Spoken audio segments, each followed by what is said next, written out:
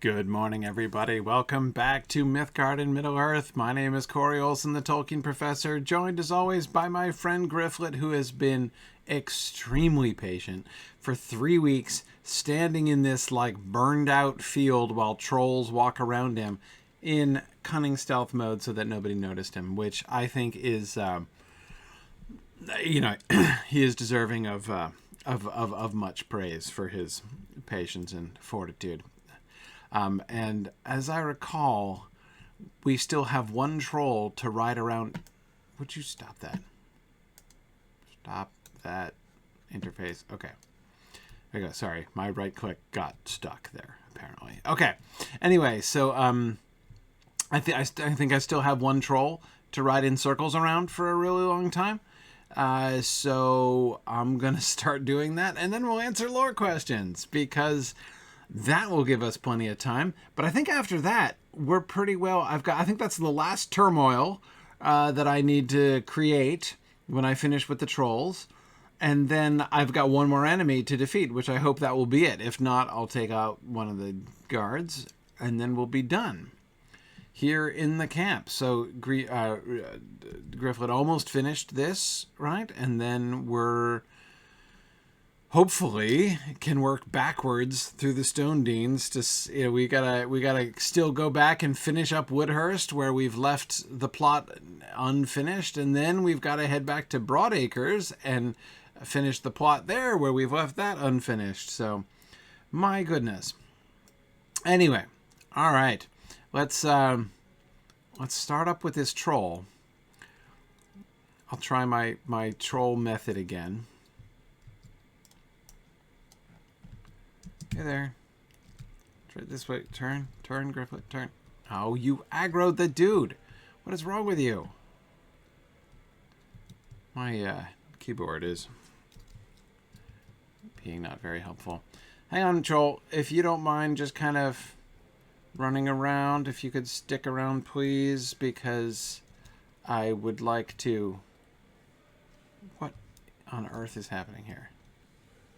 Why does it keep twitching when I do that? Is this a new thing? Is there some reason that this is a new thing? Why does it... Didn't hit X or something by accident, did I? Maybe I did. See how my screen was twitching when I was doing my thing? Yeah, I think I must have... Oh, did it again. Okay, now that can't happen. That needs to stop right now, because I'm going to puke if that keeps happening. I can tell you right now. Okay, well, that guy counted as an enemy. Now, but seriously, interface, what gives here? That's not okay. Let's see. Okay, great. We finished. That dude counted as our last guy. Still have to do the troll. But, okay.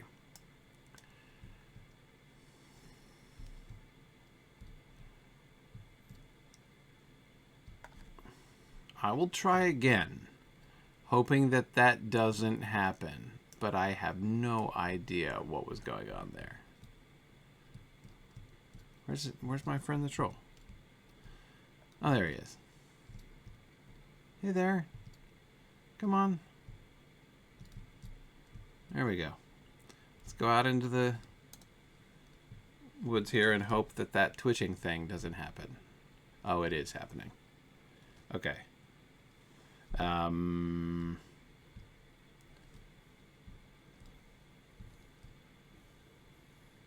Seriously, it's twitching when I use my combat skill. See, it did it again. When I'm turning, while I use my combat skills, there it is. Gah. No, I can't do it.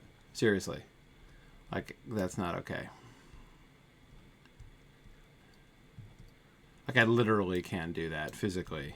That's not possible. Why did that change? That's really odd. I mean, yeah, I'm... yeah.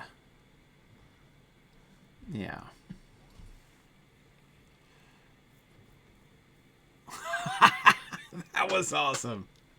That's never happened to me before, actually. You'd think it would have done, but I don't ever remember that happening before, where I get knocked out like in midair, in mid knockback like that.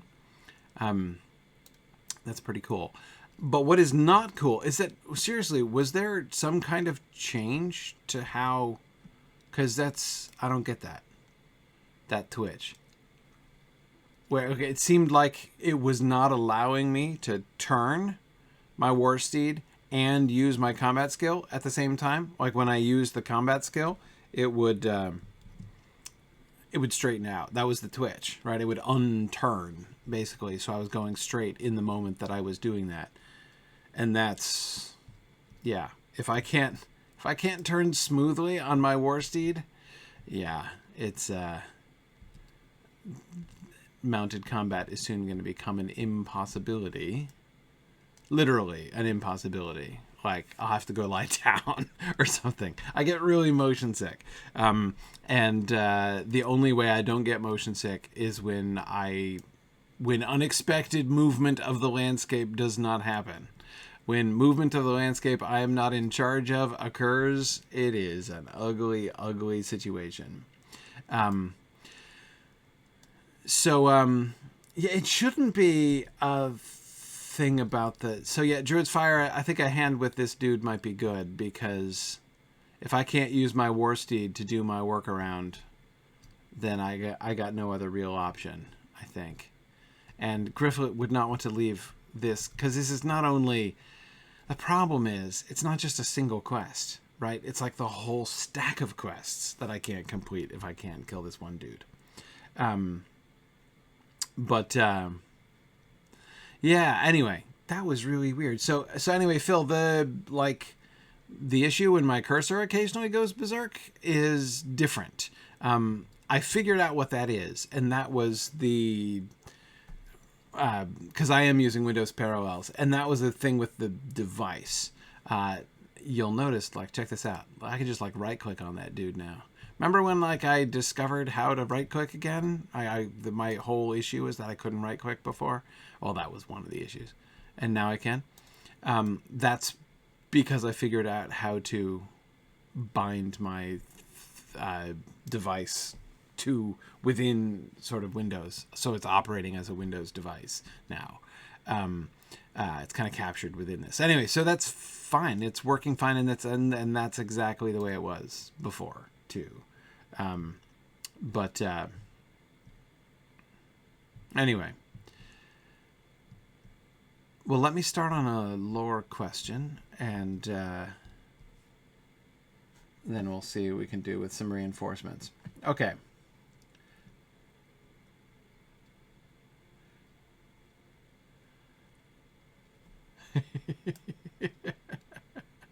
Sorry, I'm laughing at JJ's question about the Soviet Lord of the Rings movie.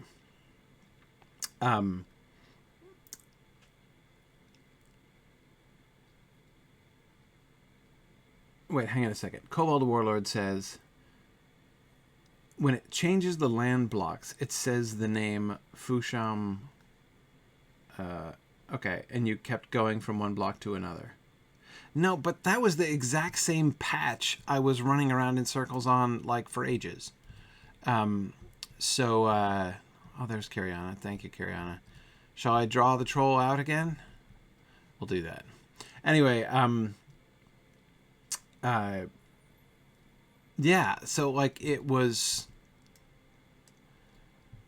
I can't imagine it's a thing attached to the landscape, because it's exactly the same landscape I was doing this in, and I've literally never seen that in any landscape before. Woohoo! Come on, troll. Come over here where we're not going to be disturbed. Oops, see, look, that's just the kind of dude I didn't want to be disturbed by. Anyway. Fine, I'm going to ignore him.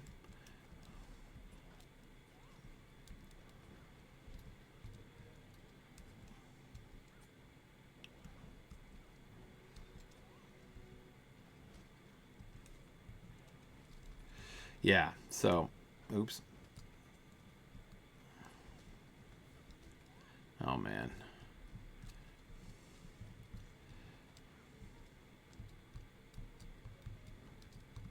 Hey, don't you beat up on my hero like that. I'm going to poke you in the back of your mighty knees. That's what we do, we halflings, on the battlefield. Poke folks in the back of their mighty knees.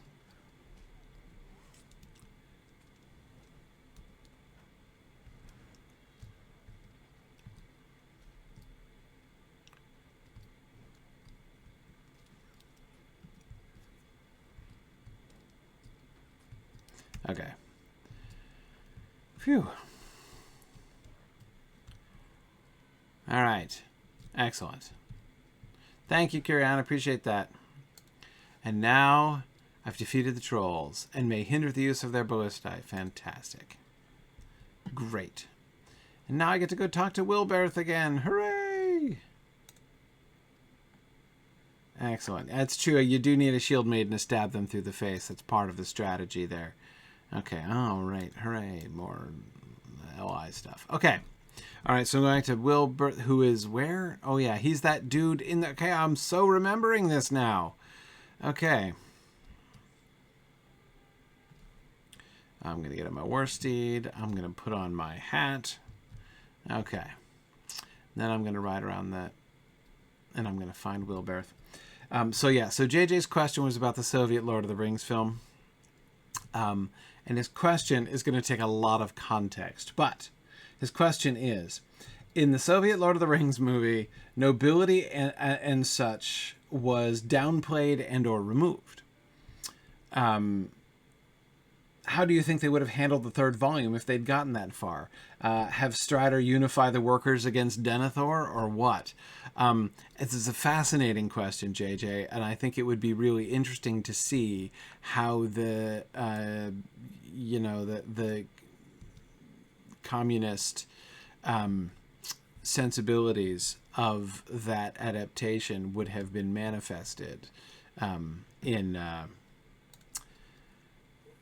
the later versions. You know, how would they have depicted, frankly, like the kings at all? So like how would they have done Theoden? How would they have done Denethor? How would they have done Aragorn, as you say? It's a really, really interesting question. That kind of overlay was one of the really interesting elements of the Russian adaptation. I particularly liked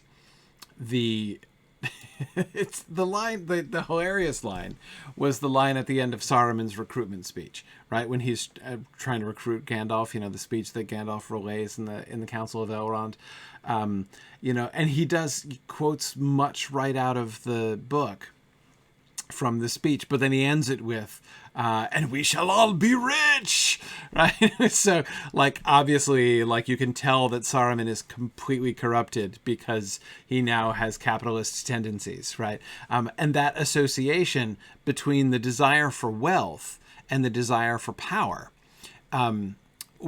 was very clear, right? Because when we saw, because they did, in fact, a Galadriel temptation sequence, right? She didn't turn green and luminous like she did in the Peter Jackson film, but instead she had this vision of herself with like gold coins showering her, right? That was her like power temptation, right? So she also plainly tempted in insidiously capitalist directions. Indeed, a general association being made between the kind of domination and power that the ring could give and capitalist wealth, right?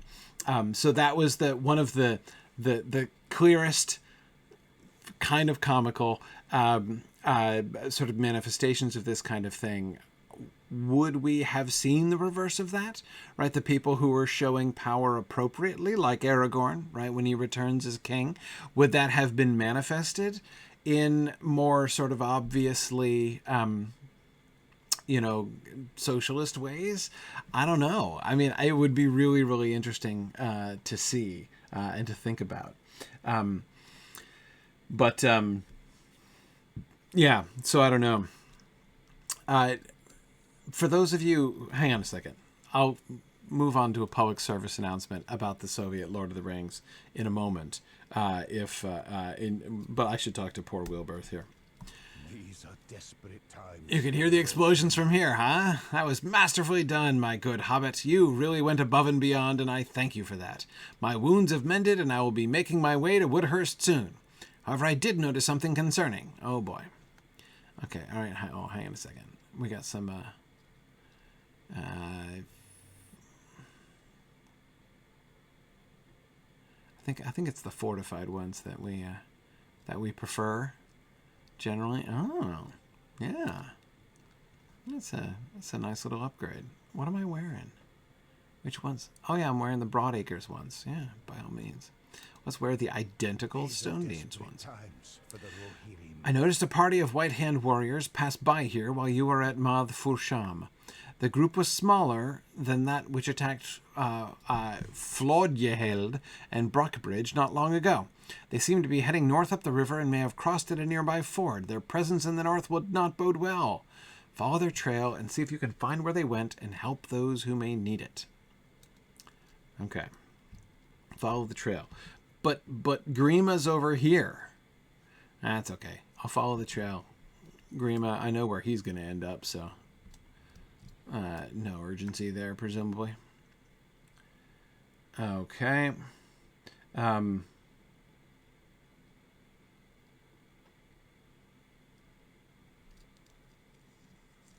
Right, yeah, I see JJ articulating his argument that the production of the Soviet Lord of the Rings actually caused the collapse of the USSR.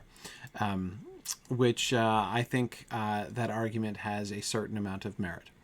I won't say how large that amount is, but it's an amount. Anyway, so my public service announcement: the Soviet adaptation. You might have heard about this. It was kind of in the news when it came out. If you haven't watched the Soviet adaptation of The Lord of the Rings, you owe it to yourself to do that, because holy cow, it is amazing. It is amazing. It is. At Mythmoot last week, we had a watch party, and we watched it together, and that was, I don't think I have laughed that hard in years. Oh man, it was just an unbelievable time. No, you're right, JJ. One thing that they have is they have, no question, the best adaptation of Tom Bombadil ever. Ever. Without question. Without rival, indeed. Yeah. Anyway, no, it was, there are lots of, so first of all, let me, it's kind of hard. It's kind of hard because on the one hand, as we agreed in our discussion afterwards at Mythmoot, it was clear that the people who adapted this, they had a genuine love for the text. Like there was real heart in that adaptation. This was something clearly they were very earnest about. For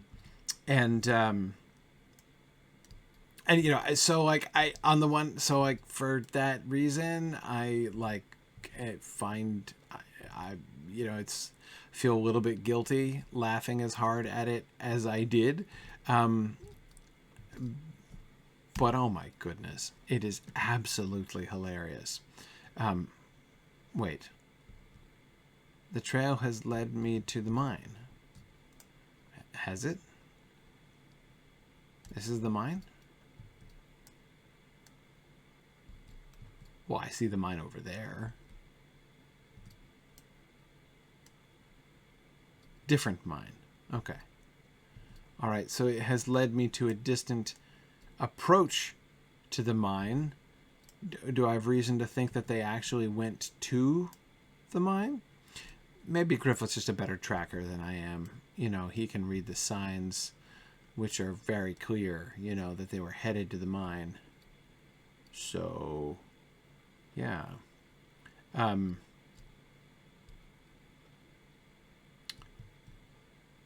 Okay. So I should...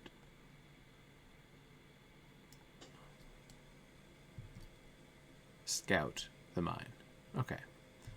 Here we go. How do I pronounce that? The enemy is taking control of the mine and its resources. Oh, man. That's not good. Uh-oh, wait. I'm not supposed to go in. I'm supposed to talk to Herubrand. Hey! Back to Woodhurst. Perhaps even making progress in Woodhurst. That would be lovely. Yeah, oh man. So yes, you can find the Soviet Lord of the Rings on YouTube. You can get it with English subtitles. It's in Russian, of course. But you can get it with English subtitles. And it's... Oh man, it is incredible. Just incredible. Yeah. So again, earnest, good-hearted, in so many ways a catastrophic failure, and it just like cannot help but be funny. And oh my goodness, oh yeah, the special effects on the fireworks are Gandalf's fireworks. I've never seen anything like that. Let me just put it that way. And Frodo's acting, just incredible. Just incredible. So yeah, anyway, it was hilarious. So funny that in fact, we had an idea, which I am hoping actually to follow through on. So one of the fun things, and this of course like kind of tells you much about this film, right? Is it's about 2 hours of total footage, the final production, and they took 9 hours to shoot those 2 hours of footage. It took 9 hours. The filming took 9 hours. So we were deciding, you know what? We have 9 hours. We totally have 9 hours. So my plan is we're going to take 9 hours during next year's Mythmoot and film the sequel. We're going to film, because they only did the Fellowship of the Ring. They ended with Frodo and Sam left the Fellowship to go off to Mordor. So I want to start and do the Two Towers in 9 hours of filming. We'll film it live at Mythmoot there. We'll set up an indoor room and we'll film some outside, and we're going to film like... See, the problem is we can't even use like a regular modern phone because the cameras are way higher quality than they were using in the original. So I think we're going to have to like use somebody's flip phone or something. I don't know. But yeah, it's going to be awesome. It's going to be awesome. So we're going to have, I'm going to be putting together a creative team who's going to be planning, cause we're going to have to do some planning in advance, right? So we're going to need to write the script. We're going to need to, Blanksman, we're going to need some music, but it's going to be a challenge for you if you were to help us with music, Blanksman, because you're a very good musician, and that will be your handicap in working on this production. But in any case, it's going to be awesome. We're gonna film the Two Towers at the Soviet Two Towers adaptation next year. It's gonna be great. Yeah, JJ, I agree. We have to be careful. But see, again, I'm not convinced that they didn't put any work into this, right? I mean, they put a lot of thought into that film. Not all of it wonderfully productive, but they put a lot of thought into it. Yeah, anyway. Oh, man. Sorry, I can't even. Thinking back to the, like... Yeah. Measure twice, cut once. Yeah, that's pretty much the way, Phil. That's kind of it. So yeah, so we'll do filming. Mythmoot happens from Thursday evening through Sunday afternoon, on in late June. So when we do it, we'll film on Friday, post production, Friday night and Saturday, and then we'll do a viewing on Saturday evening. That's how it's going to go. JJ, I can't wait. We're going to have to pay off some of those references in the Fellowship of the Ring, right? Like Pin, of course, for short, is strong as ox, right? So like that has to be paid off somewhere.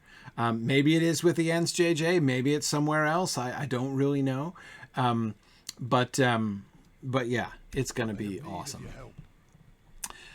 Okay. The enemy has crossed the river? That is ill news indeed, but we cannot deal with... Now, what do you think? I don't know what's the linguistic context for this? Mate is in order? I'm not sure how to... just not sure how to do that. But anyway, okay. Herubrand doesn't want to deal with it. Woodhurst has slipped further out of our grasp since you were last here. We need your help now more than ever. Okay, Herubrand, don't tell me. Sid has taken over, and though you decided you were going to work with him, you're now sitting in the basement again. Most of my wounds have healed, but I am still fairly weak. Oh, that's kind of always been true, Oh, wait, sorry. This city cannot wait for me. Gifemund is a strong ally, but he does not seem able to keep control of the city. What or who is drawing such darkness and hate upon us? Oh, I have no idea. I've heard rumors from Calin that farmers have gone missing. I worry for them, and particularly for the owner of this home. My dear friend who graciously let us stay here. Speak to Calin and see if you can help. All right. Fine. Yeah, gosh, who would have thought that things would go downhill? Everything was going so splendidly in this town. Okay, Calin, what do you got? I am afraid of what is happening to these lands. The rumors are true. The farmers have all gone missing, including the man who owns this house. They have not been seen for over a day. That is very unusual for them. We need to look for them right away. I worry something terrible has happened. Head out to the fields and begin looking. That's your plan. Just start wandering around the fields until I find the corpses of farmers? Is that... Okay.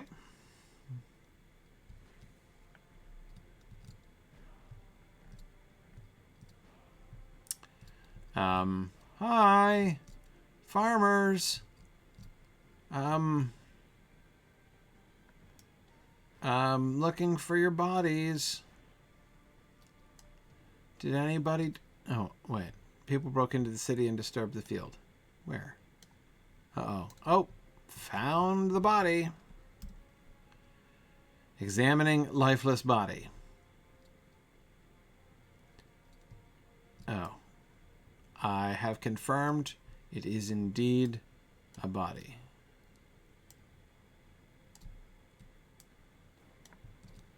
All right.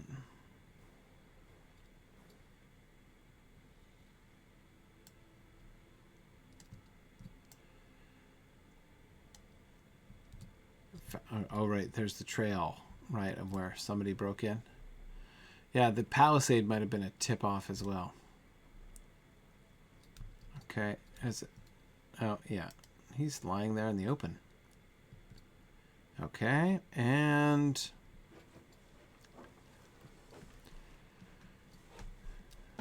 bodies in the farm field. There we go. Okay. Confirmed. The farmers are dead.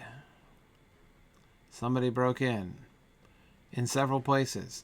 It's almost like, you know, the Thane of this town maybe shouldn't be sitting in the basement.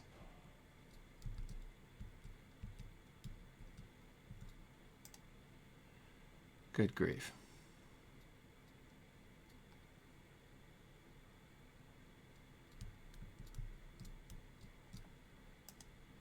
I have need of your help. I cannot believe they are gone. I am devastated by what is happening to this once fair city. Stuck in this cellar, I am unable to take in the beauty of Woodhurst. Why are you stuck here? You said your wounds are almost healed. But it would be hard to enjoy such beauty when surrounded by malice and the blood of my family and friends. Well, that would dampen the enjoyment, it's true.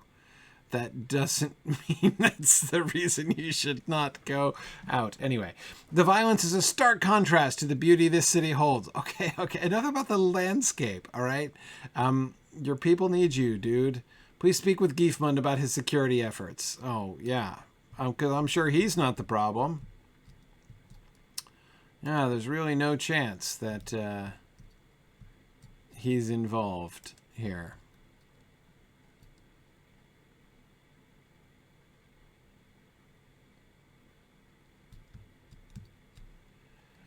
Okay. Well, back to Gifemund. Let's see. I think if I just go around this way, I can get to Gifemund relatively quickly. Wait,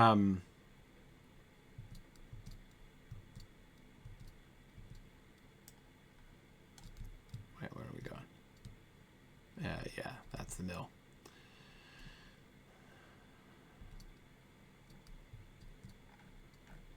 Huh. Golly, look, like all of the row here, that's not the mill. I took a wrong turn. All of the faithful Rohirric dudes seem to have been replaced by Dunlendings. I'm sure that will end well. I am sad to hear that Woodhurst has lost more good men. We were not watching those fields as closely as we should have, and it seems we are too late now. The fields will be watched from now on. Oh, good. So this is the time when you decide actually to start defending the town. I believe Woodhurst can be a place where Rohirrim and Dunlending can coexist, as we are simply the people of the Stone Deans. Why must there be such hatred between us when we have been brothers here for a long time?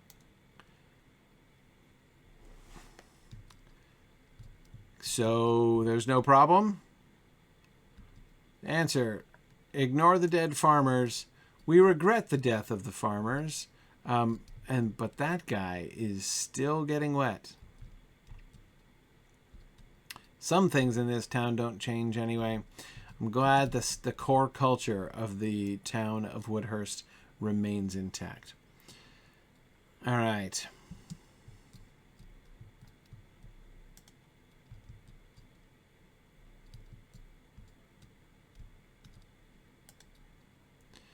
Let's see. There is no lack of things to be done. I believe he is sincere in providing adequate protection. Well, as evidenced by the adequacy of the protection thus far, I certainly agree. And in his desire to bring everyone in Woodhurst together. However, the soothsayer mentioned a growing darkness, and someone or something powerful is working against us, driving our people apart. I agree with his sentiment that our Rohirrim and Dunlending brothers should be able to coexist. Most in this city have the blood of both. I believe they are who Gifemund seeks to align his cause more than anyone else. I don't understand that last sentence. Calin proved his loyalty and has not left my side. At first, I thought he stayed close to keep his eye on me, but I have found he is simply dedicated to me. He is a good man, and I see why my father liked him. Calin came to me a few minutes ago looking nervous. Arnwy invited Calin for a drink at the nearby tavern, which seemed harmless, but Calin wouldn't be worried for nothing. Accompany Calin to help calm his nerves. Oh, it's good. Yeah, let's make sure Calin doesn't get replaced with the Dunlending. Not that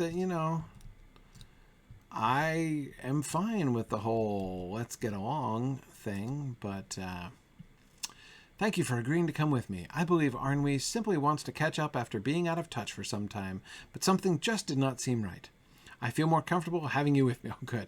Yeah, so you like having a hobbit as your bodyguard, right? Calin for a drink at the nearby inn. Herubrand is suspicious and requested you accompany Calin.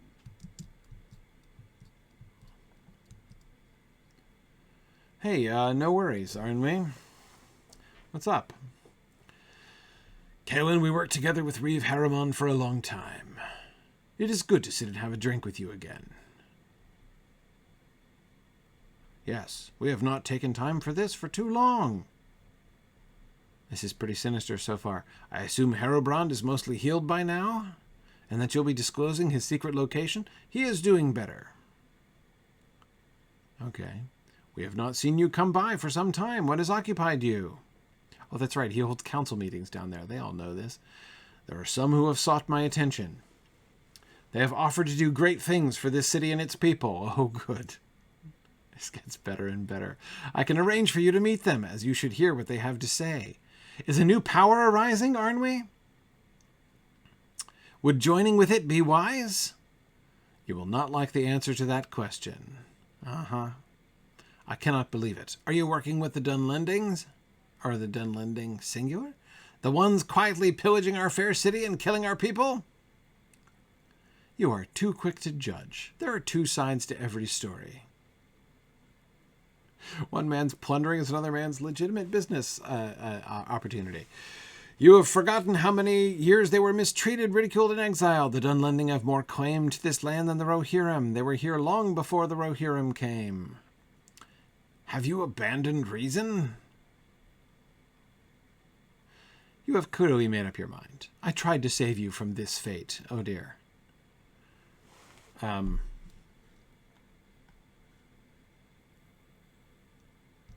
Okay, seriously? He brought me along as muscle. At least, the least that, like, they could do is let me exert my muscle, you know, to prevent the assassination that I came here explicitly to prevent. I hate being railroaded like that. Is that it? Is there more Dunlending ambush to survive?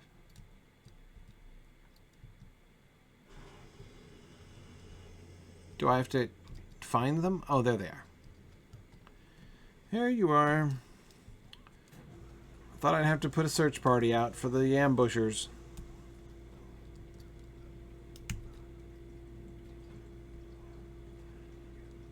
But no problem. They turned up in the end.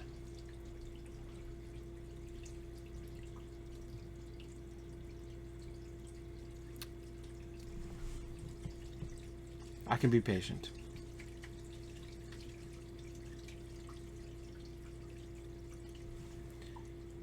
Oh, there we are.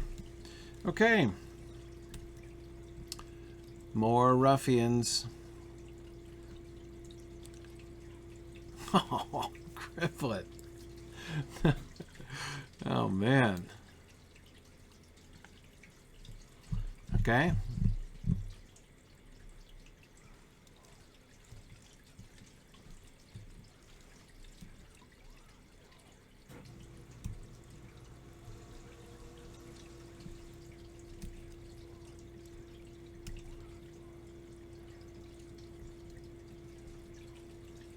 Okay, there we are.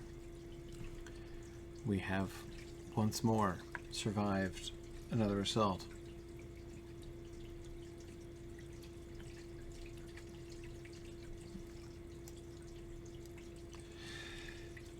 So, Rosie, I have a theory. Rosybug is pointing out that we were talking about the names of Sauron and how Aragorn famously says that Sauron does not allow that name to be used. And yet, the bad guys call him Sauron all the time. Oh, wait, I'm supposed to see to his injuries now? I'm done being attacked? What do I do? Okay. Examining lifeless body. Calin received a serious blow to the head and passed away during your fight with the Dunlendings. Uh-huh.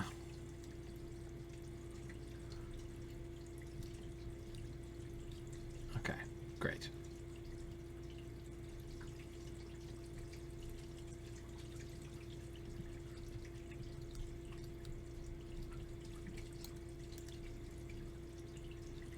That rotten traitor. Why would Arnwy do such a thing? I wonder if he has been working against me this entire time. He coordinated that attack and showed that he is working with the Dunlending ruffians. I am a fool for not seeing it earlier. The Dunlendings have been the source of trouble brewing here. Was I blinded by my mixed heritage and my view of them being brothers? I have It pains me to ask this of you. The Thane in Gapholt has long despised my family and will blame me and my father for allowing the city to fall. However, we need his aid now more than ever. He is of pure Rohirrim blood, which is rare in these parts, and is not understanding of the Dunlending half-bloods. Please leave for Gapholt at once and try to convince him to aid us. Okay. Well, I knew I was going to Gapholt eventually. Persuading aid from Gapholt.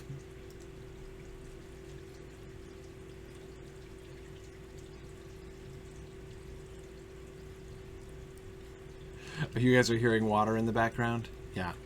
What you're hearing is running water. So I am broadcasting from my basement.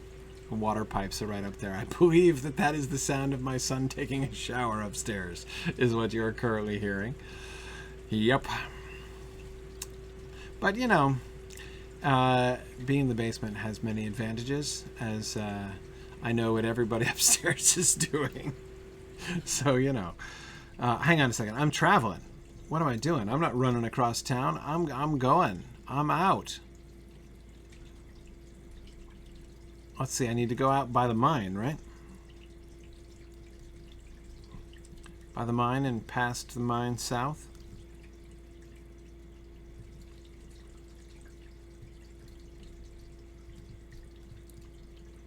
Okay. All right. Steer. And now, hang on, a corner. Yeah, got it. All right. Mostly. Now I can just follow this road, I think. Go, carry on. So anyway, so Rosie, as I was saying, I have a theory. Rosie is pointing out that the bad guys use the name Sauron 15 times compared to 4 times they call him the Eye or the Great Eye or some other, you know, kind of euphemism like that. So yeah, I have a theory about that. My theory is that that's sort of like an act of translation or even of paraphrase, right? Remember, the orcs' words, especially, for instance, are being reported at second hand. And I suspect that this is, you know, basically like the narrators, whether the narrator be Frodo or Sam or Findegil Kingsrider, are basically inserting Sauron there. That's not necessarily the name that the orcs themselves used, but that he is inserting it there. That's my theory. I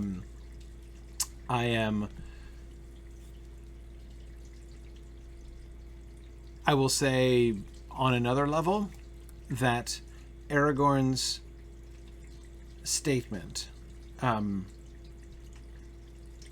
you know, I don't think Sauron does go by the name Myron anymore. Myron is his original name, but I don't think he goes by that anymore. He's, you know, he's beyond that stage of his career at this point. But anyway, yeah, I think he mostly wants people to call him, like, Sir. You know, like, my lord. You know, yeah. So, anyway, what a charming bridge. Oh, the bridge with the ivy and the waterfall. Look at that. Yeah, this is great. Anyway, yeah, so, and I agree, in fairness, Myron is a bit of a dorky name for a Dark Lord. Exactly. It doesn't fit his current idiom, right? So he doesn't use it. But Sauron means the Accursed One, which also not the best look. So he prefers, you know, titles, you know. Like, I don't even, like, what do the orcs call him among themselves? Is there, like, a Sharky equivalent for Sauron? I don't know. You know, do they do a He Who Must Not Be Named brand of thing? I don't know. But again, I do. So I have an inside the text answer and an outside the text answer for why the orcs call him Sauron all the time in the text. My inside the text answer is the one that I gave. That I would say that that's probably our version of the text that's doing that, right? You know, Frodo and Sam are calling him Sauron, and so they're giving him his name when he is alluded to, and kind of putting that name in the mouths of the orcs. But my outside the text answer to that is that I think that I suspect that the meaning of Sauron was a later thing. That is, Tolkien often did this. He often made up a name and then changed the language around it, like basically later decided what the etymology of that name would be, right? To decide what the name would mean after he made it. The most famous example of this is Hobbit, right? How he finally decided that the word Hobbit comes from Holbitla, hole builders, in Anglo-Saxon or Rohirric. But that was late. I mean, he didn't do that until the appendices. It was very, very far from the making of the word, right? And the deciding that these people are called hobbits. So he retrofitted the name and fit it into his language scheme. And this is true of several names like that. I suspect Sauron to be among these. I suspect that his decision that Sauron should mean the accursed one came late. And so when he was originally writing, there was no reason the orcs shouldn't call him Sauron. And then he decided that that's what that meant. So he but it's kind of retroactively inconsistent. But again, I think that retroactive inconsistency can be explained from within the text by the fact that, again, we're getting this reported conversation through other narrators. But anyway, so it's complicated, Rosie, but that's my theory about why we see that in the text. All right, what's Toglos looking at, I wonder? We need to ensure these horses stay calm. They all had a long journey here from Woodhurst and now grow restless waiting upon this bridge. I could use your aid, for I must keep my place in this line. Please gather some of the horse feed from the bag at the end of the line and give a little to each horse. Okay. We're... Alright.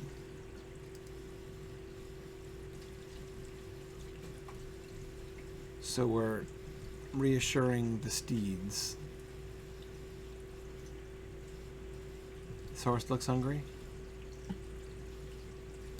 I've got a feed horses emote because I can't click on the horses. It's clever. How about that? Oh, I fed them both, huh? How about you? Oh, yeah, he's hungry too. That's a clever solution to this problem. Okay.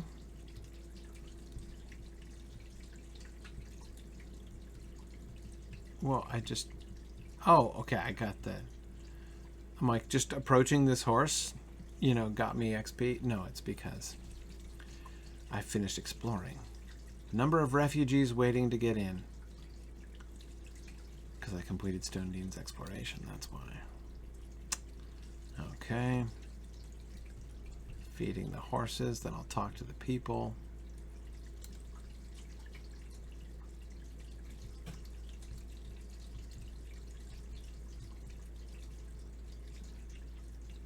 There we go.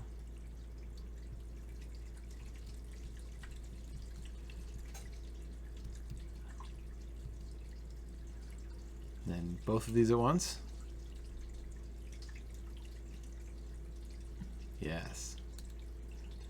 The horses seem more calm now that you've given them a little food, and it seems they are less likely to become unruly and cause injury to themselves or others. I'm glad these horses are not a danger to themselves and others. Hopefully, whatever is delaying their entry will be resolved soon. Okay, what is happening here? Let's go back and talk to good old Toglos here. So these are refugees from Woodhurst who have had the good sense to leave that bizarre town. I do not know if we will survive this. This is absurd.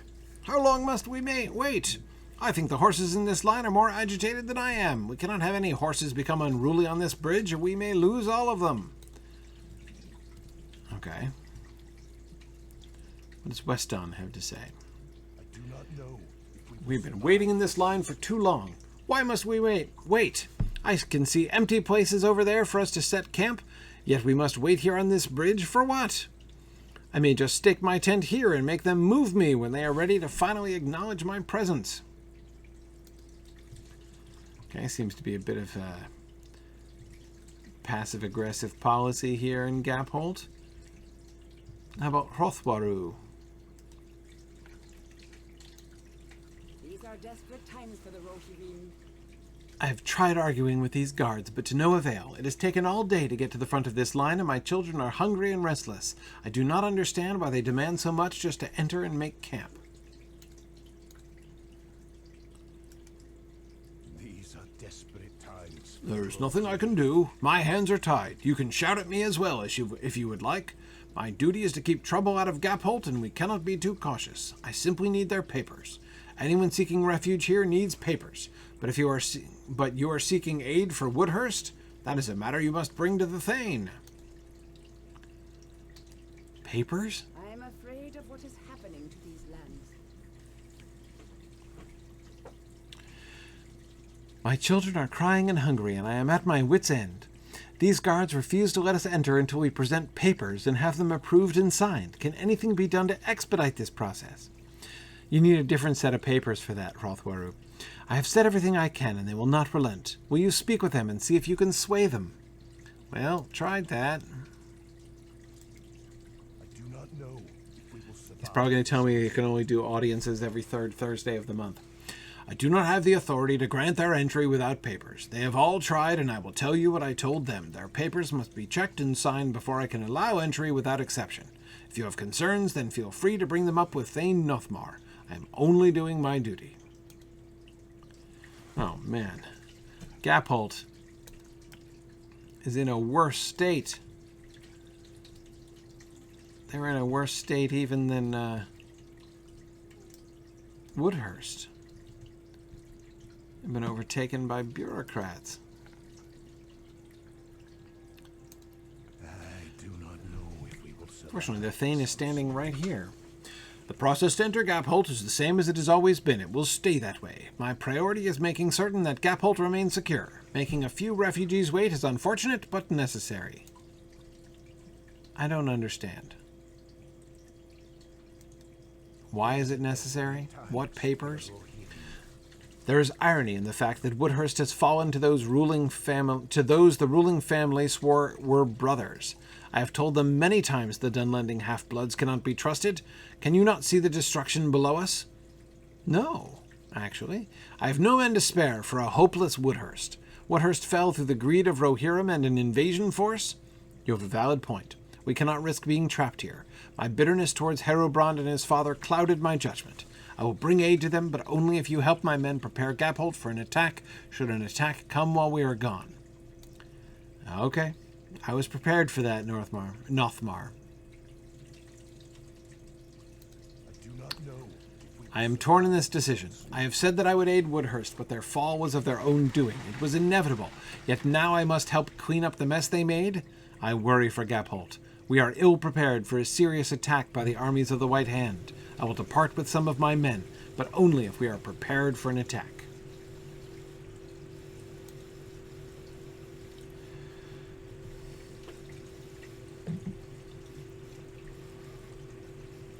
Yeah, Phil, I was also thinking about the largely pre-literate society that Rohan seems to be. The papers thing seems to me weird.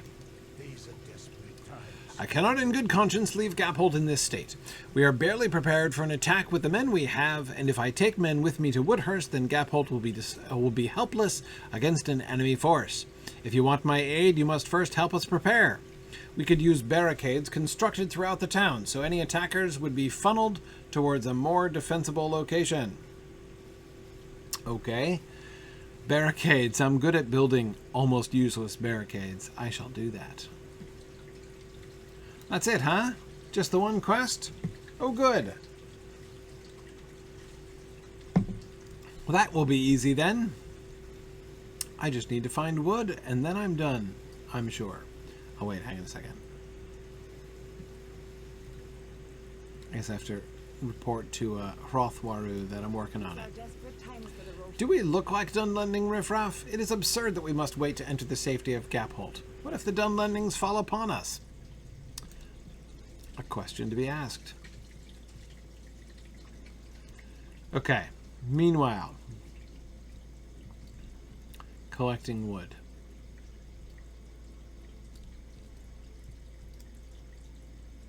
So these are refugees who have presented papers, presumably.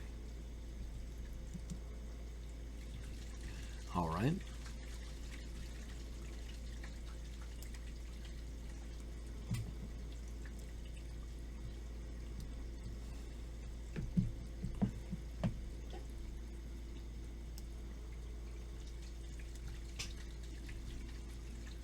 I shall look around for more wood. But, what was I meant to see? What is the state of Gapholt? Full of refugees. Oh, look. They're back. No, I can't get them again. Those wood planks.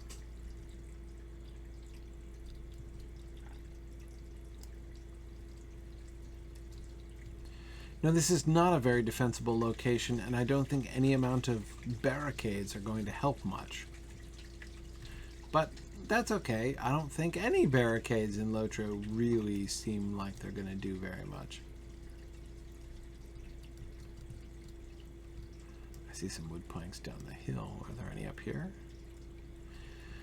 Sometimes Thanes have been known to leave piles of lumber stacked around the back of the mead hall. No? Okay, not this time.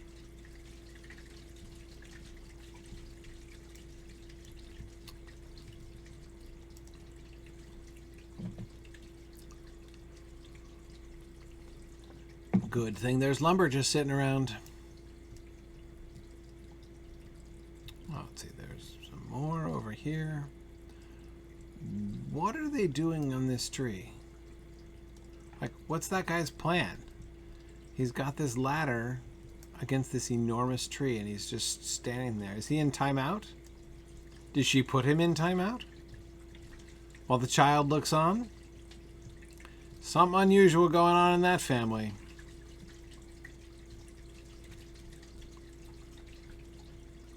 Okay. Doesn't look like he's been put in timeout and told to face the tree, but for some reason he has to do it at the top of the ladder. Okay. I'm not gonna judge how anybody's, you know, family life works out. It's all good, man. You guys do you. Okay, so here's the mailbox and the milestone. I'm still one pile of planks short, however. I'm a stack of planks short of a load.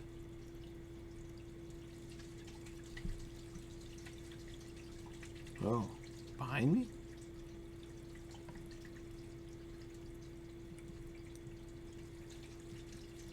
Oh, okay. Did I not get them? Weird.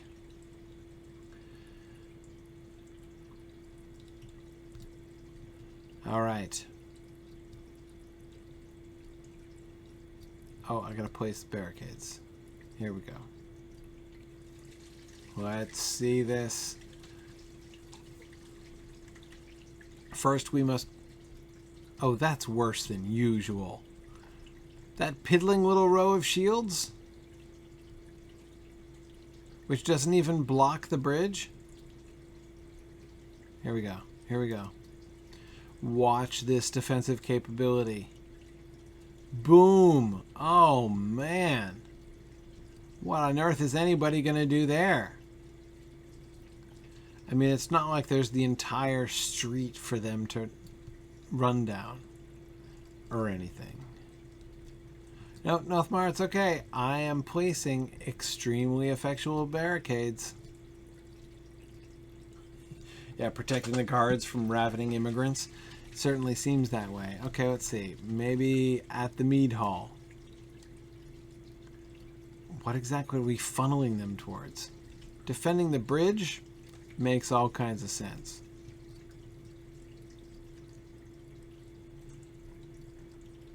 No.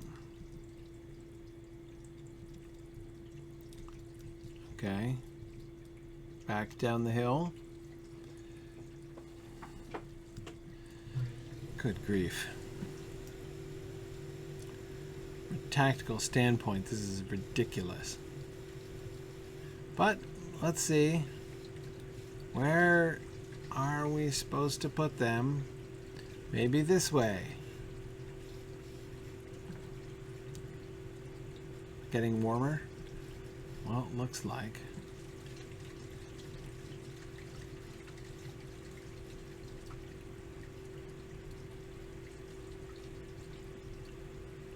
Oh, here we go. Oh, that's what I was supposed to see.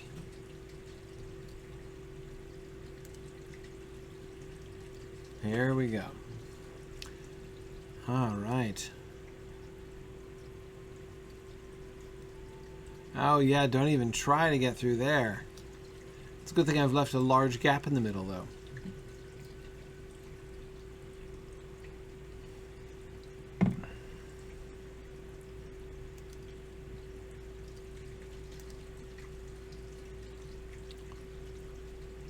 Oh, yeah.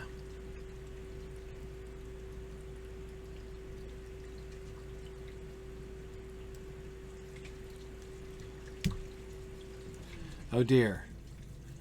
That's the town of Martin down there. So that's what he was saying when you see what we're up against. Okay. Yeah, that's pretty bad.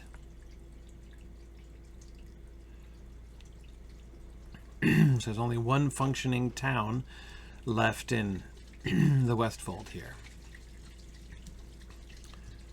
Okay. But I've now made it impregnable, so Gapholt need not worry. Better talk to the Thane about his high-quality defenses.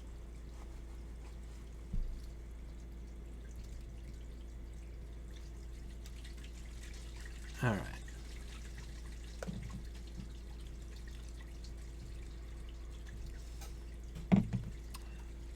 Here we go, Nothmar. What do you say?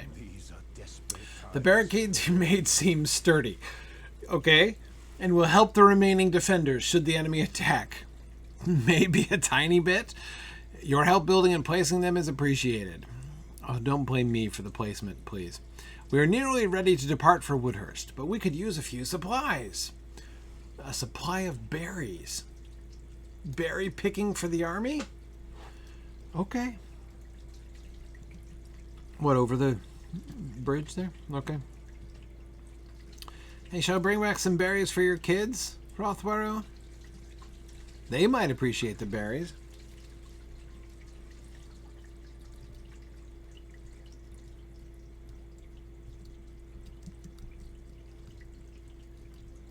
Man, I can't even jump over this stone wall. All right.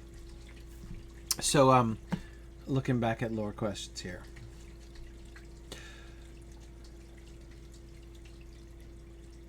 All right.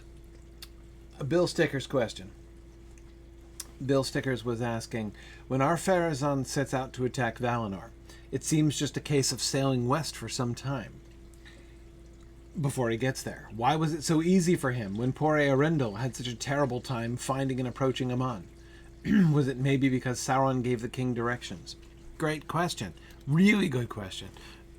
Bill Stickers, it's something that's kind of easy to forget about, right? Because when, you know, there's the hiding of Valinor, right? So when Eärendil is looking for Valinor, we know that, the Valar have set all these obstacles, right? But when we get to Numenor, the situation has changed. It's no longer about like, oh, can you possibly get into the West? It's merely about the ban, right? Should you go into the West? But the implication is that they could, if they chose to. And in fact, one of the things that we see is an open commerce between them. Not commerce in the sense of like literal trade necessarily, but the elves come and go, right? The elves of Tolaresia come to Numenor and leave Numenor. Now, the Numenorians can't go back, but that's one of the original grievances, or rather, one of the ways in which the original Numenorian grievance was framed. Why can't there be two-way traffic, right? Our good buddies up there in Tolaresia can come and see us, but we can't, for some reason, arbitrary ban, go back and see them in Tolaresia. But again, the implication there is that they could, if they chose to. Sauron definitely did not guide Ar-Pharazôn, as he was not with him at the time. He stayed back in Numenor, cackling maniacal laughter at Ar-Pharazôn, whom he had cozened. So yeah, he didn't give them instructions, but again, I don't think he needed to. The way to Valinor seems to have been open in the Second Age, after the War of Wrath and the imprisonment of Melkor. The casting out of Morgoth. They seem to have taken down the barriers.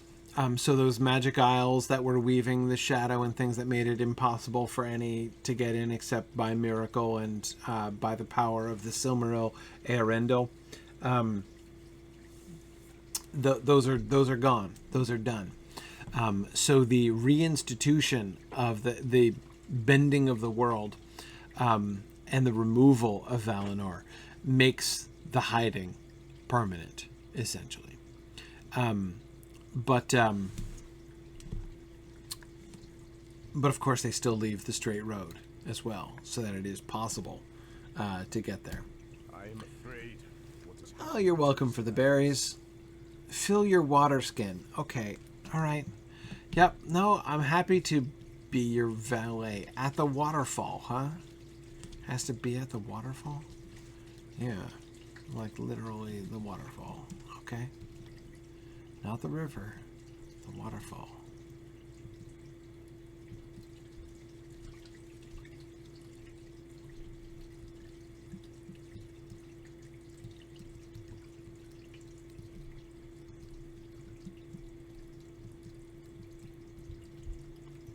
Okay.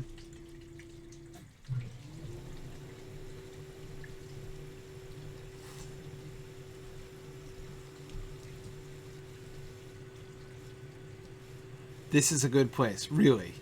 Here among the rocks in the rapids, this is where you go to fill water skins? Okay.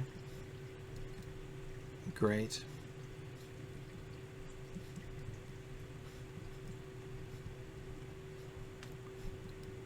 Happy to help. I'm glad they have these large spikes to turn away all of the cavalry who will be charging through the river. People of Gapholt haven't the first idea how to defend themselves.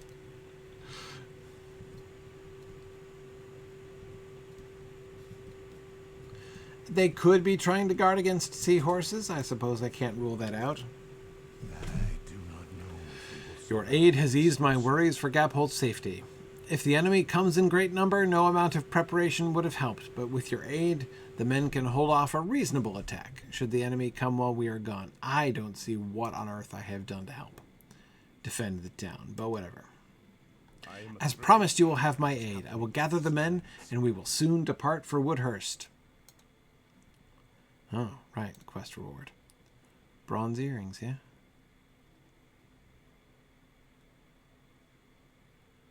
Okay. Sure. I do not know if we will survive this onslaught. I have gathered the men and they await my order to depart. I must speak with those who are coordinating the defense while I am gone. The defense, if defense you call it. You seem eager to return to Woodhurst. Feel free to depart when you are ready, and we will meet you there. Okay, nothing about the refugees? Now I'm leaving a plot thread behind here. And get... Oh. Man. This is hurting my head. Oh, good. Hey, Weston. What's the story?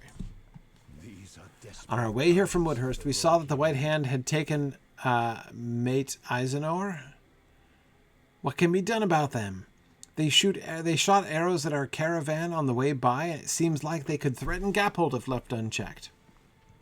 The road to Woodhurst goes right by there. I noticed that too. Oh, so it's only this guy who is observant enough to... That's it. Just a vector quest to the place I already saw. Okay.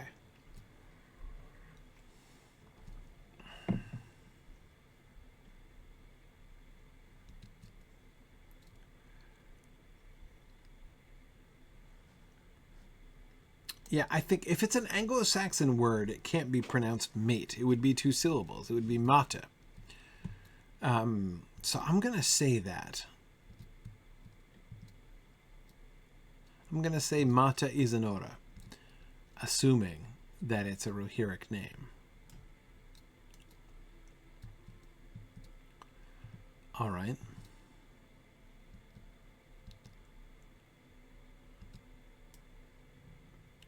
So having discovered the mine,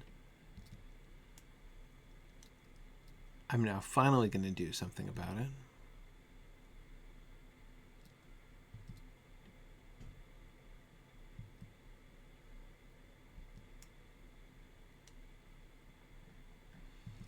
All right.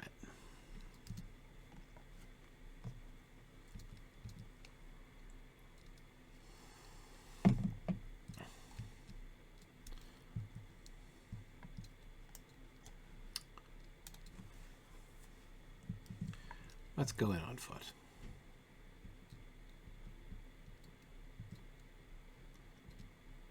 Oh, there we go. Here we are. And this is going to take us the rest of the day today. Well, at least we did move the plot forward a little bit, even if not to any satisfying point. All right. The leaders of the White Hand group have relegated the mining duties to the lower-ranking soldiers. The Dunlendings, being of the lowest rank, seem responsible for most of the manual labor. Should I lead a workers' revolt? Okay. No, apparently not. I should just kill everybody. Stolen is as good as new. Mata Isanora was once a mine owned by Gifemund, but it was overrun by a party of White Hand warriors from Math Fushaum. There are many tools. No, there are not tools laying around. Well, let's see. Let's see if we find any tool eggs that have been lain by the tools. Because I'm told that the tools are laying all around, which means there should be eggs. If, by contrast, the tools are in fact lying around Mata Isanora, then we will just pick up the tools. But I'll make sure not to step in any tool egg nests while I am there as well. Some were left by the previous workers who were killed by the White Hand, and some were put down by those now working the mine. And did they get together and mate and lay their eggs at that point? The tools should be useful. Oh, good, because helping Gifemund's other mine is just what I want to be doing. The party of White Hand warriors that crossed the Swiftwater River and overran Mata Isanora is led by fierce Urukai. One such creature is clearly the leader, while the other two appear to be acting as mine overseers. Okay. Kill them all. All right.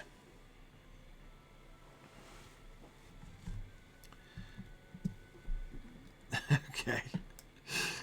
Sorry, I know I'm being a little grammar nerdish. I shouldn't make fun of an honest mistake. It's just that sometimes when the word lay is used improperly, it's kind of comical. And I can't help it. I can't help the fact that it's comical, I mean.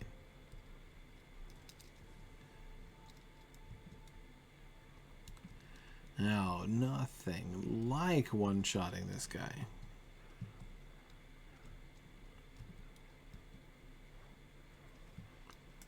Okay. Is this pickaxe laying? No. This one seems to be lying.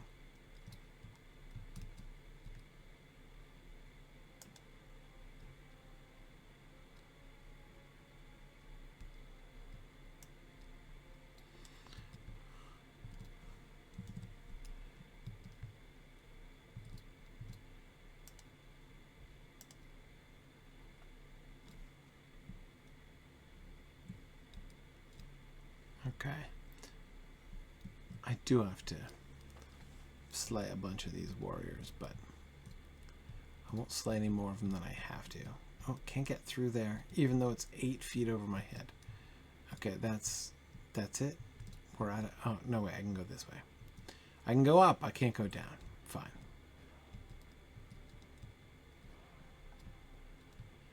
Alright, oh look, there's a captain. This is the boss already? Okay.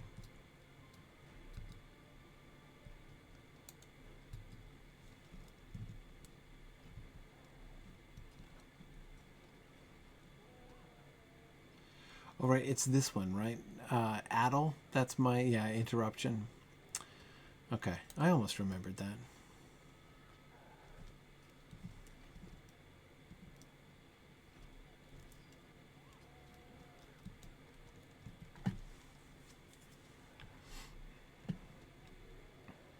Here, come on, snap out of it here, Gryfflet.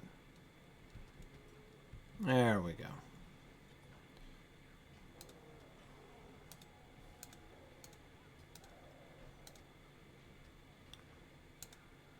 Darn it.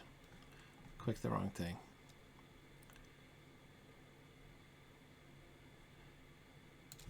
Okay. Sorry, a little out of practice with my clicking there. Whoa, where the heck am I? At Brockbridge? Yikes. Okay, then.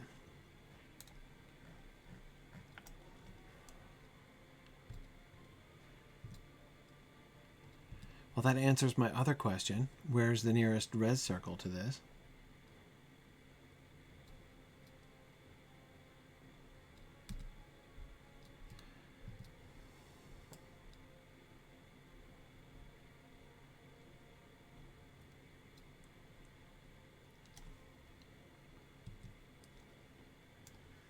All right, where's that ford? It's up here, right?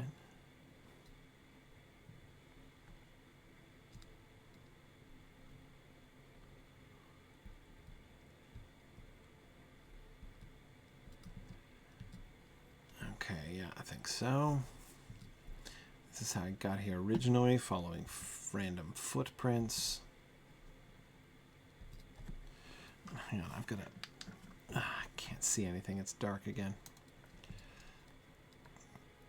It was weird, right? Gryfflet was like briefly operating in daytime, which I'm surprised was permitted at all. True, on the bright side, I wasn't in the middle of an instance. Arguably, I should remember where my healing skills are, however. Well, you know. I'll get back into the swing of things. Alright, let's see.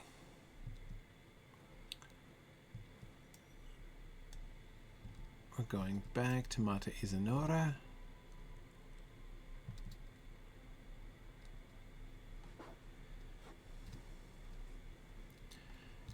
Okay.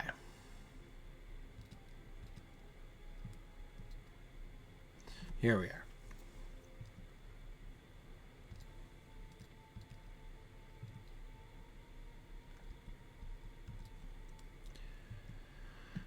watching the time because I have to end on time today. All right. We are back.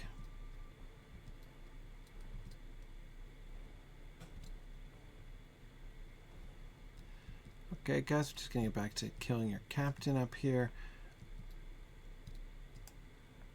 Did they make a nice pelvis bonfire here? Just to make it feel a little homier? I think they did.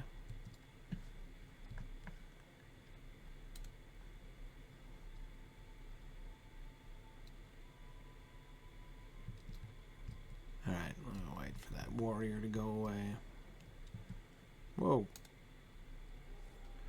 Oh, darn it. I didn't quite addle him in time.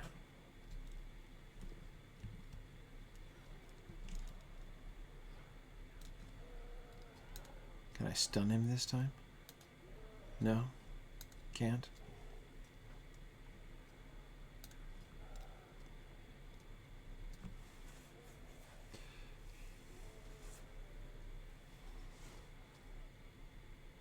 Come on. Yikes.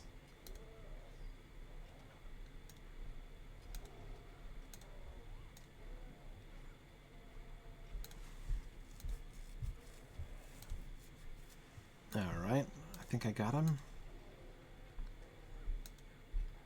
You're doing fine here, Gryfflet.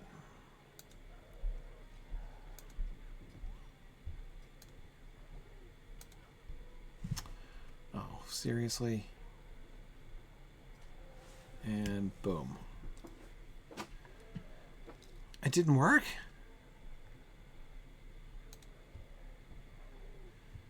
Yikes. Okay.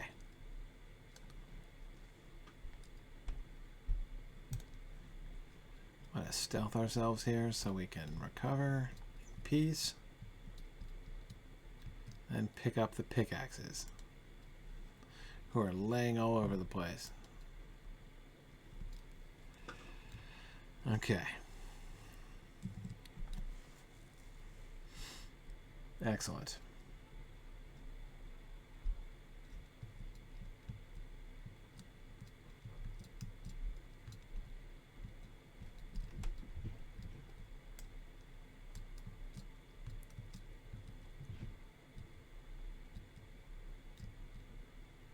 Okay, so let's see. How are we doing here? We still need the 2 overseers. We need some more tools. We haven't found the Dunlending warriors yet. Okay.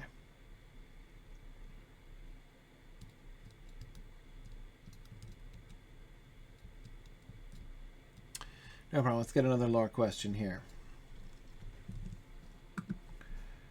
Another lore question. All right.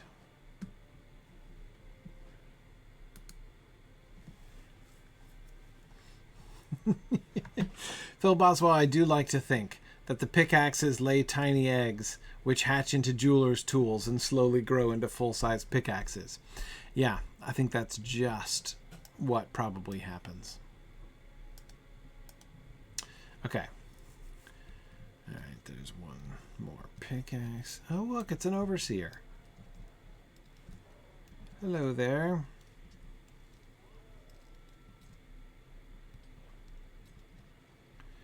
Oh, goody. You brought a friend. That's not awkward. You brought 2 friends. That makes it less awkward, maybe. Oh my goodness, this is a party. 2 overseers? Yeah, okay. We're not doing this. That's ridiculous. Where did they come from? Seriously, I aggroed them from what? The top shelf?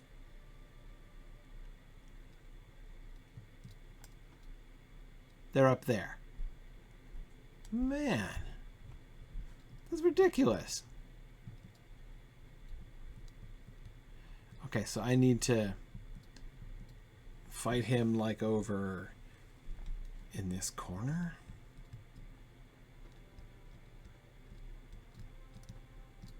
Man, I've never seen a mob come from that far away. At least I don't remember it.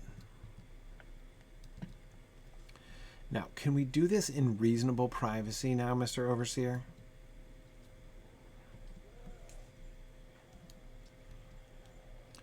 I was just about to, like, get a lore question to answer, and...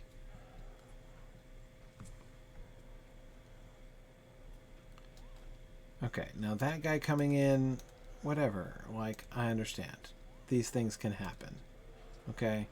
A warrior comes wandering by, minding his own business and thinking no harm of the situation.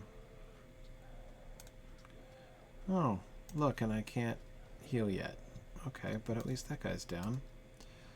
So let's stun you. No, that didn't work. Yes, it did. Okay, good. Excellent. And then... Good. Now, isn't that more civilized? Okay. Alright, fine. No problems. That was easy. Okay. Oh man, there are dens up there. This is going to be annoying.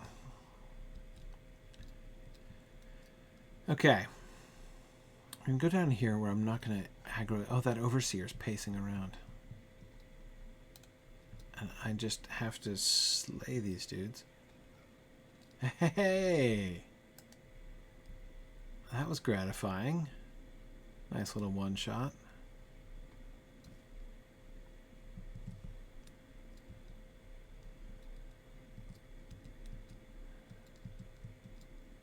That's a warrior. Let's see if I can get this guy again. Just like the other dude. Boom! Oh yeah. And then my final pickaxe? Yes. Okay. Strong work, Gryfflet. He's really approaching this from a burglarious point of view. Okay, now where can I best fight that overseer?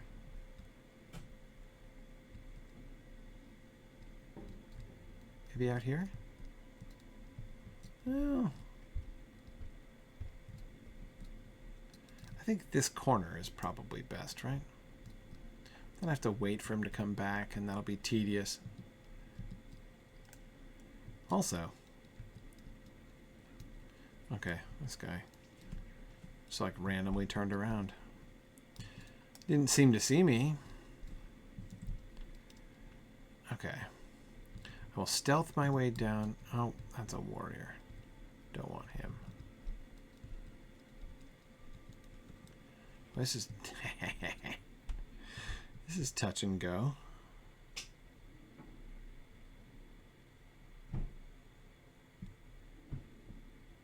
Okay, the overseer's coming back.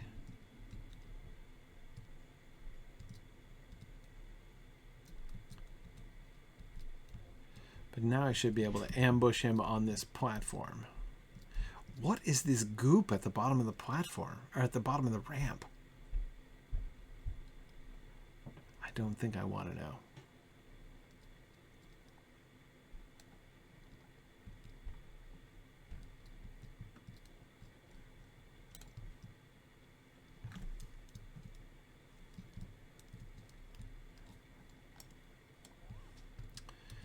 Ow, that labor came from around the corner. Well, you know, what are you going to do?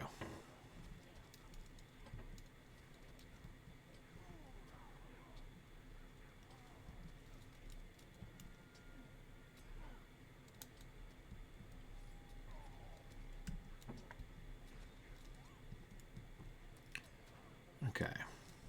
The one laborer wasn't so bad. Get a bonus laborer.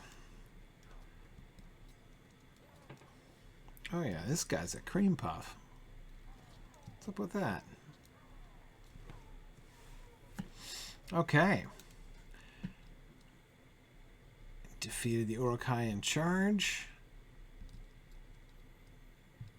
Now I think I can return to my burglarious approach.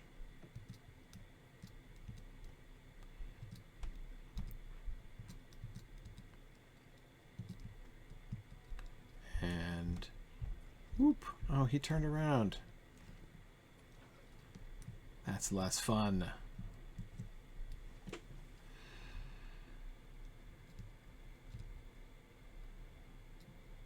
The overseers have not respawned, though. That was thoughtful, at least. Alright, well, I'm going to have to get a few warriors. So, might as well just start that little process here. Well, the warriors are kind of tough. 22k?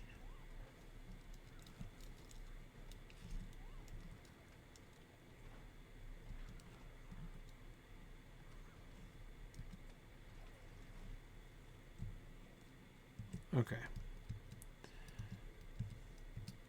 Alright, I think I'm gonna only need 5 more warriors. I'm gonna get the ones down towards the door. I'm gonna get some more Dunlending laborers on the way out. I only need 5 of those. Hey, turn around. Go back to work.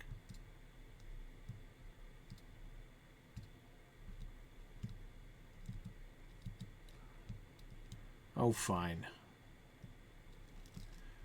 I didn't want to do it this way, but, you know, if this is what... Oh, my goodness. It's a party again.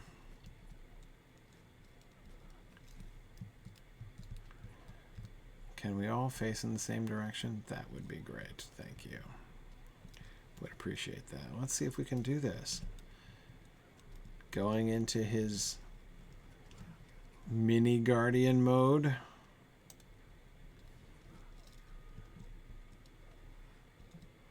Oh, yeah. Oh, you guys got nothing. Uh-oh, Overseer's back.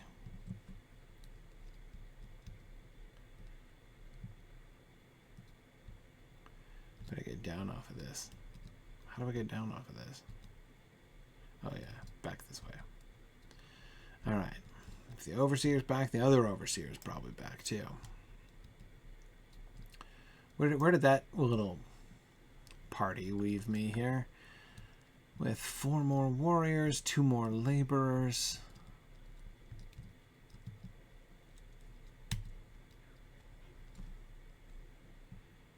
Let me just get the laborers and then get the heck out of here, because this 2-layer thing, where that overseer can come down here at any time, that's difficult.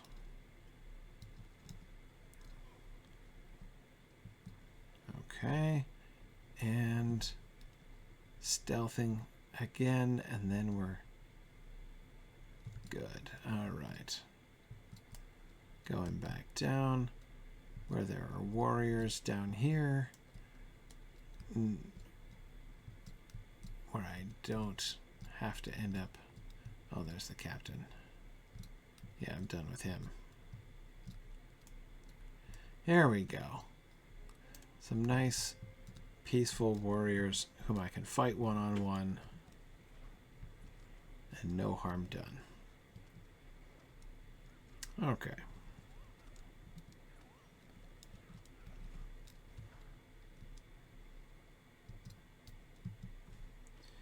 That's what I'm talking about.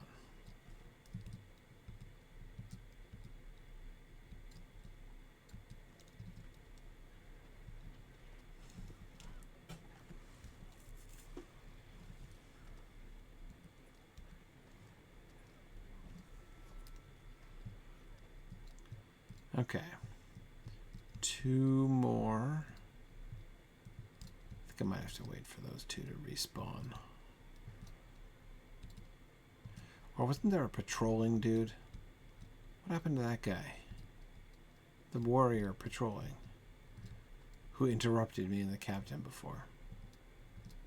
Where'd they go? Wasn't there anybody on this level? Just pickaxes?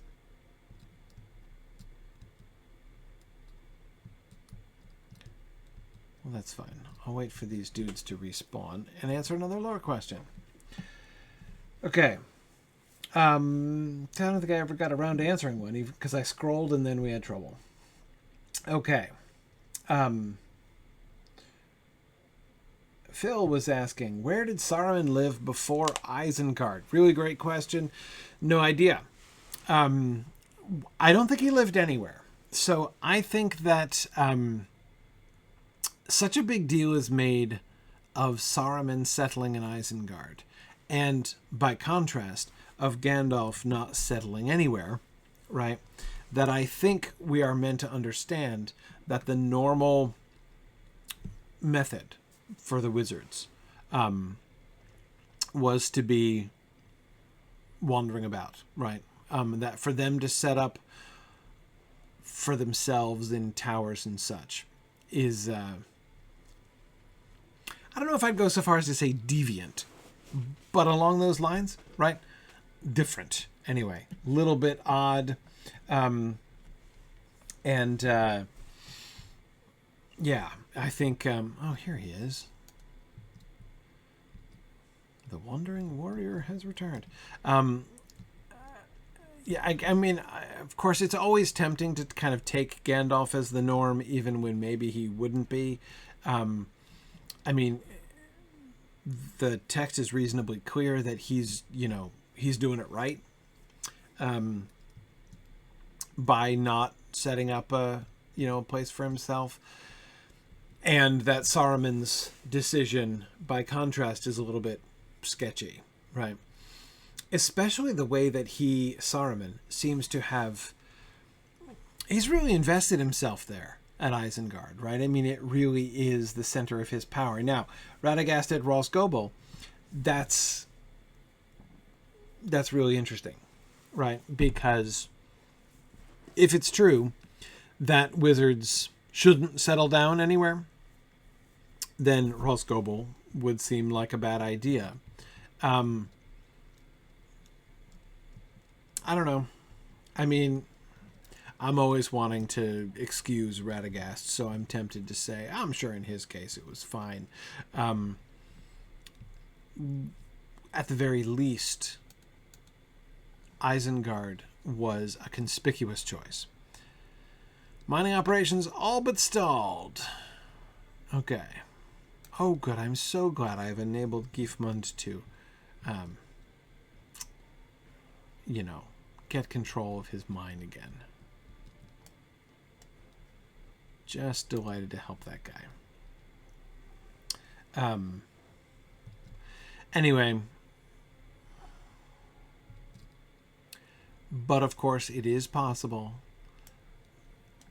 I am highly resistant to Tolkien's assertions that the one place where he said that Radagast failed. I'm resistant to that. But I get to go to the friendly overseer at Weed Isanor. Great. Oh yes, my old buddy.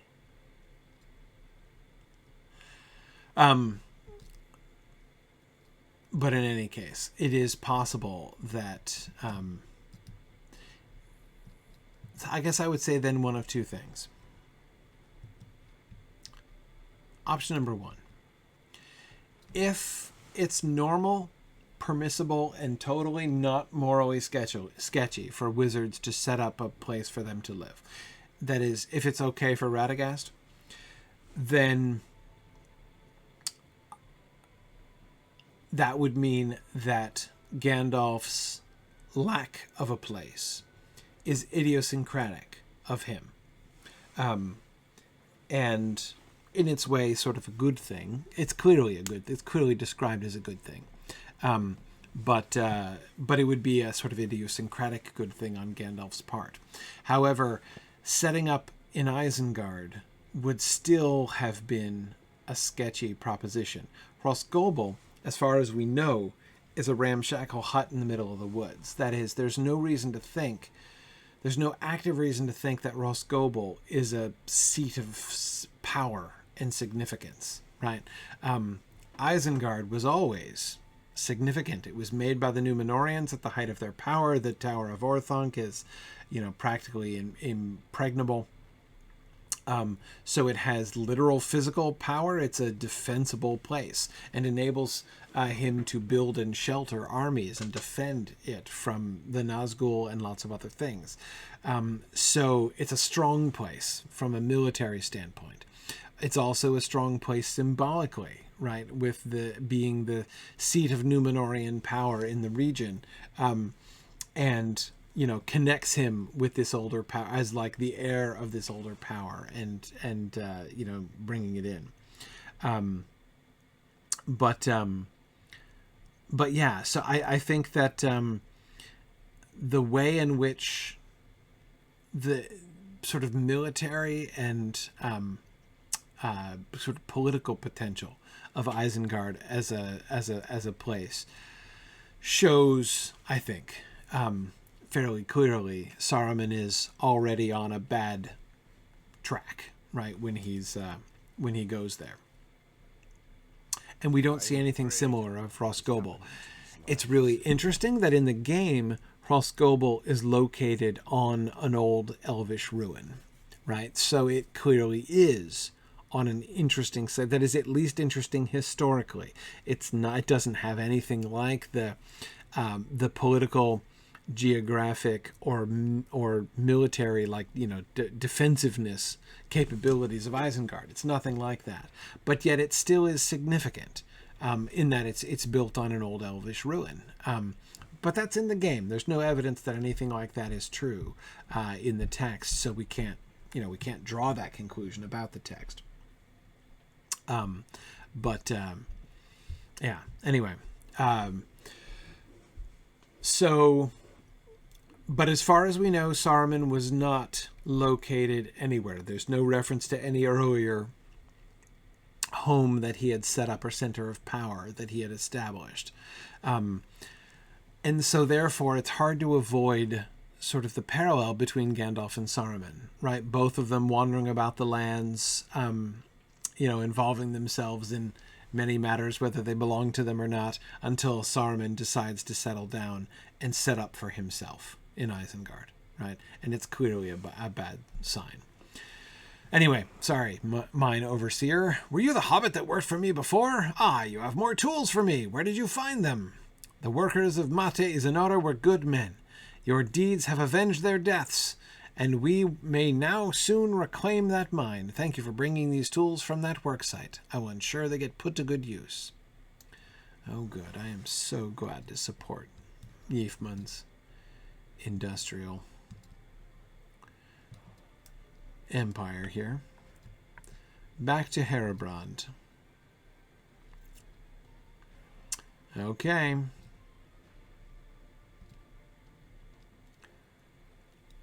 Let's see how that goes, and then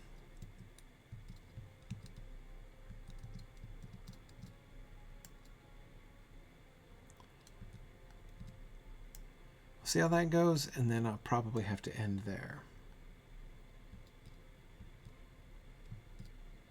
Yeah, exactly, Korvac. We do know that he spent some time in the East and that he spent some time in Minas Tirith, yeah. But those aren't necessarily establishing homes kinds of things. We know very little about what he did, though presumably his ring lore research had already begun, right? So he was traveling. And again, here I think we have every reason to believe that he, Saruman, was doing his job as the White Wizard, right? That his job, just as Gandalf's job, involves, going around and helping folks, inspiring them with hope and that kind of thing. The White Wizard's job was to lead, to be the primary enemy of Sauron and to lead the people against Sauron. So what was he doing? Field research, right? Field research into the nature of the Rings of Power, which was a perfectly sensible thing for the White Wizard to be doing. So none of that is a bad thing. None of that is sketchy. But his settling down at Isengard, I think, very clearly is sketchy. Oh, hey, Nothmar made it. I'm glad the berries held you through. Okay. Gryfflet, you have returned. It is good to see you again. Gifemund will be happy to know his mine will be less difficult to reclaim. The White Hand encamped there would only have added to our difficulties here eventually. Oh, good. Thane Nothmar arrived with his men shortly before you did, and we need to gather Gifemund and his men. The time has come for us to act. Oh, that's going to go so well. I have need of your help. A formidable Dunlending chieftain now sits on the throne of Woodhurst, and Arnwy has joined him.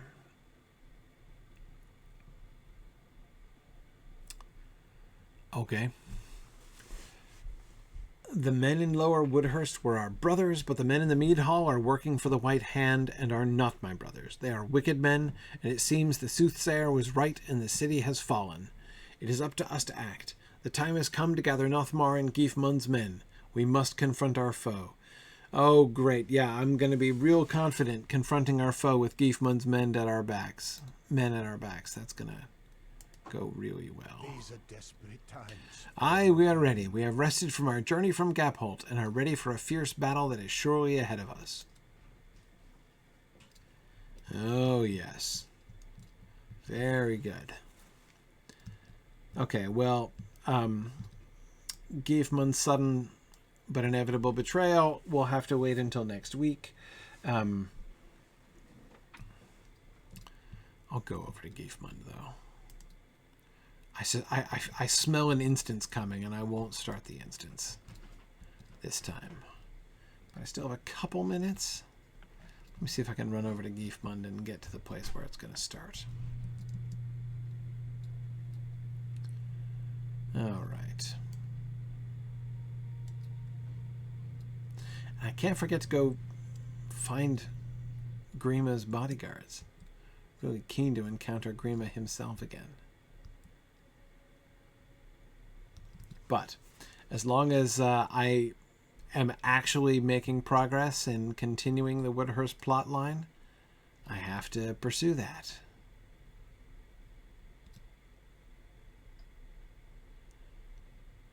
Gifemund's totally trustworthy bodyguard.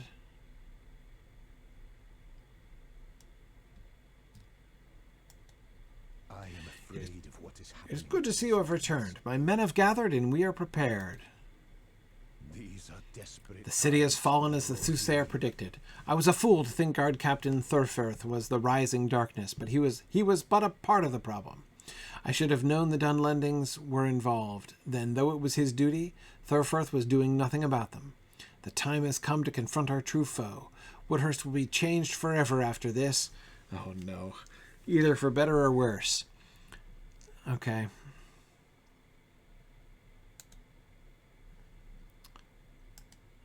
Yeah, okay. Fight our way to the Mead Hall. Uh-huh.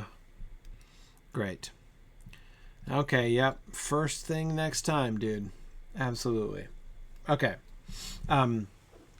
Yeah, so Edith, no, I'm following this like breadcrumb trail of unfinished plot threads, right? I've now got Gapholt I've got to go back and finish. Brockbridge I'm pretty much finished with, and I finished the camp, so that's good.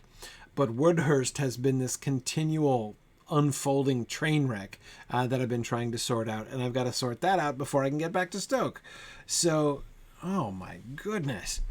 And then maybe like after we solve Woodhurst, I can go back to Gapholt and solve the refugee problem, and then we can go back to Stoke. And then I'm still supposed to be finding that spy who left Edoras and went like somewhere, and I've lost the thread of that entirely too. Yeah, so I'm confused, but I think I'm confident that I'll sort it out, and then we're almost done. We then go down to the Westfold, look at the smoldering ruins of that town, and then we've got one other town down there, and we're fine. So, yeah, we will get through it. Absolutely. All right. But I am going to wait until next time to travel with Gifemund. All right. Thank you guys for joining me today. Great to be back with you all. I will be back again next week. In fact, I was going to be traveling in July on a Friday in the middle of the month, but I think I'm not actually now. So I believe I should be clear for most of the rest of the Fridays of July. A couple other things going on in August when we get there, but for now, Gryfflet should be clear for a while as he is trying to find the downhill slope towards Helm's Deep here as he works through. This is, I don't even know how many sessions, Phil, we've been doing in Rohan now, but it's a lot. Gryfflet's been in Rohan for several years now, I believe. But anyway, thanks for being with me again today, and I look forward to seeing you guys again next week and continuing to try to clean up the mess that is Woodhurst. Thanks, everybody. See you next week. Bye now. Thanks for joining in on my rambles around Standing Stone's brilliant digital adaptation of Tolkien's world. If you enjoy these adventures, please consider supporting this and other entertaining educational programming by donating at signumuniversity.org/fund.